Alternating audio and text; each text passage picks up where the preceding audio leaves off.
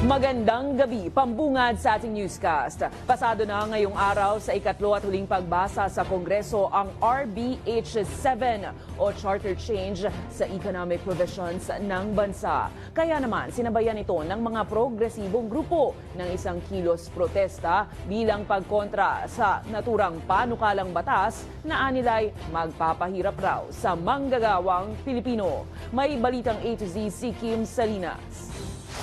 Affirmative votes, 288 instead of 289. Negative votes, 8 instead of 7. And abstentions remain at 2. Aprobado na sa ikatlo at huling pagbasa sa plenaryo ng Kamara ang panukalang RB87 o Charter Change sa 1987 Constitution na nakatuon sa economic provisions ng bansa. Tinupad ng mga mambabatas ang kanilang sinabi na maipapasa ito bago ang session break kasabay ng Semana Santa. Pero tutol dito ang ilang kongresista. Amending the Constitution, however, is a different ballgame altogether. The Constitution can only be amended through people's initiative, a constituent assembly, or a constitutional convention. The process is long, arduous, and expensive.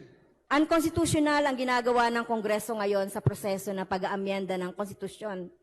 Walang fourth mode ang pagbabago ng konstitusyon. Maaari lamang itong gawin sa pamamagitan ng Constitutional Assembly, Constitutional Convention, People's Initiative, at wala nang iba. Ikinatuwa naman ito ni House Speaker Martin Romualdez dahil walang mga backlogs ang Kongreso ukol sa mga panukalang batas na dapat ipasa ng mababang kapulungan. Malinaw ang panawagan ng ating mamamayan. Kailangan nila ng mas maraming trabaho, posible lang ito kung maraming negosyong papasok sa ating bansa. Kailangan din nating buksan ang ating ekonomiya para mas lalo maging matibay at matatag ito sa hamon ng makabagong panahon.